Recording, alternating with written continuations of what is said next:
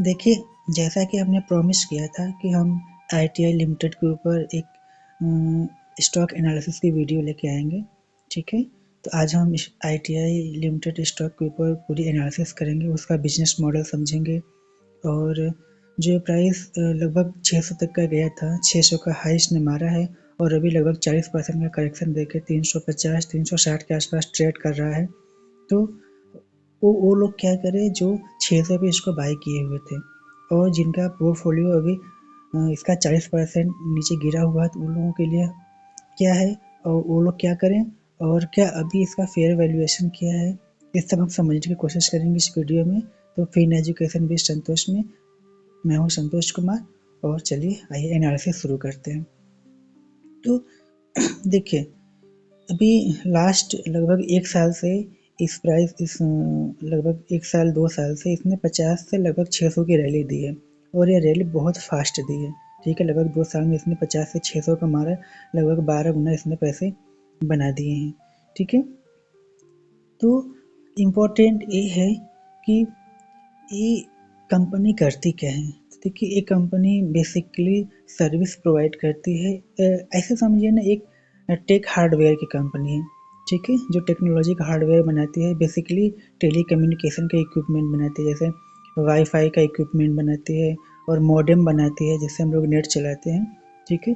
तो ये सारे इक्विपमेंट ये बनाती है कंपनी और ये उन लोगों को सर्विस देती है जो बेसिकली मैक्सिमम क्या है, पीएसयू सेक्टर के हैं, ठीक है। और उनमें से एक इम्पोर्टेंट जिसके साथ इसका कॉन्ट्रैक्ट है वो है बीएसएनएल। तो देखिए, बीएसएनएल जो है, जिसको हम एमटीएनएल भी बोलते हैं, तो अभी बीएसएनएल का हालत वैसे ही खराब है, राइट। तो ये इन लोगों को सर्विस देती है, तो आप समझ सकते हैं कि इसका बिजनेस मॉडल कैसा है, ठीक है। इसके बिजनेस मॉडल में कोई ग्रोथ है नहीं, इसीलिए आप जब इसका सेल्स ग्रोथ देखिएगा तो क्वार्टर ऑन क्वार्टर या ईयर ऑन ईयर इसका सेल्स क्या है, बहुत ही खराब सेल्स दिख रही है इसकी, ठीक है। तो बिजनेस मॉडल में इसके दम है नहीं, क्योंकि ये गवर्नमेंट को सप्लाई करती है तो गवर्नमेंट उतना ही रिटर्न जनरेट करेगी जिसमें से कि गवर्नमेंट का काम, क्योंकि गवर्नमेंट क्या वेलफेयर के मकसद से काम करता है तो ज़्यादा एक्सपेंडिचर नहीं कर सकता इन सब चीज़ों पे, ठीक है।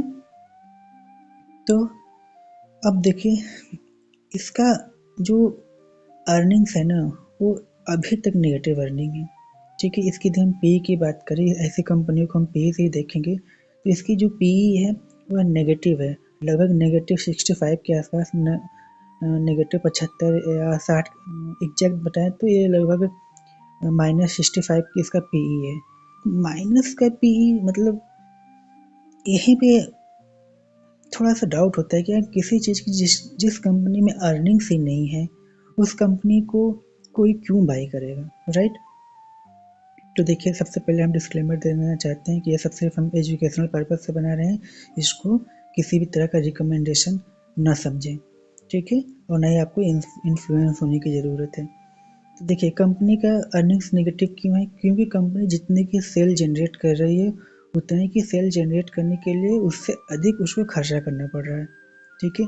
जैसे यदि हम सितंबर 24 क्वार्टर की बात करें तो ये लगभग 1000 रुपये का सेल जनरेट किया है और इस 1000 सेल को अर्न करने के लिए इसने लगभग 1050 करोड़ का एक्सपेंस किया है। तो नेट नेट इसकी अर्निंग क्या हो गई, नेगेटिव हो गई। जब अर्निंग नेगेटिव हो गई तो पीई क्या होगा, नेगेटिव होगा। क्यों? क्योंकि पीई होता है प्राइस अपॉन अर्निंग्स। तो प्राइस इसका करंट मार्केट प्राइस लेंगे, अर्निंग्स अर्निंग्स जो अभी इस कंपनी की है वो ले लेंगे, तो नेट नेट क्या होता है, पीई नेगेटिव हो जाता है, ठीक है। तो देखिए, इस कंपनी में ऐसा क्या हुआ कि इस कंपनी के प्राइस इतना तेज़ी से शूट किया था लास्ट 2-3 साल से। तो देखिए, दिसंबर क्वार्टर में से देखें तो इस कंपनी की जो सेल हुई थी, कोई इसको बड़ा कॉन्ट्रैक्ट मिला था, उसकी सेल जस्ट क्या होगी, दोगुनी हो गई थी। लगभग 250 करोड़ से इसका सेल्स 600 करोड़ के आसपास पहुंच गया था।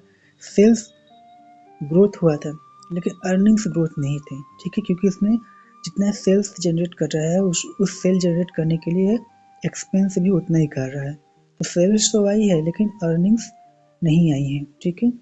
तो इसकी अर्निंग की वजह से इसका प्राइस भाग गया और सेम हुआ था इसका सितंबर 24 क्वार्टर में, जो अभी आप लोगों ने देखा इतनी अच्छी रैली दिख रही है। वो क्यों दिख रही है?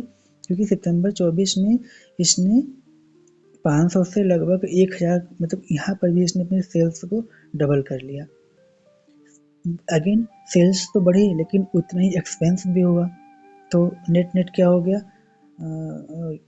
इसका सेल्स एक्सपेंस थोड़ा अधिक होने के कारण नेट इसका प्रॉफिट नेगेटिव हो गया।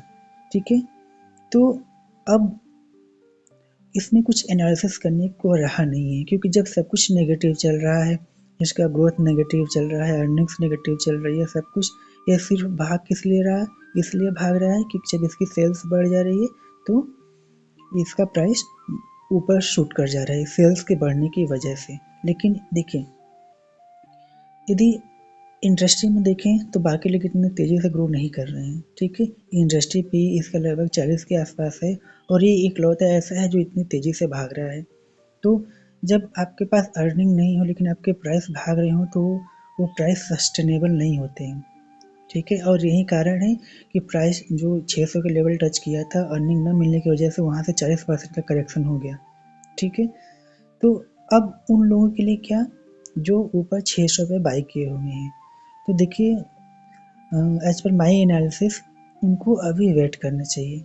ठीक है, अभी जो इस Q3 का रिजल्ट आने वाले हैं, ठीक है, आज के दिन तो आए नहीं, तो उसका हम एनालिसिस कर लेते हैं।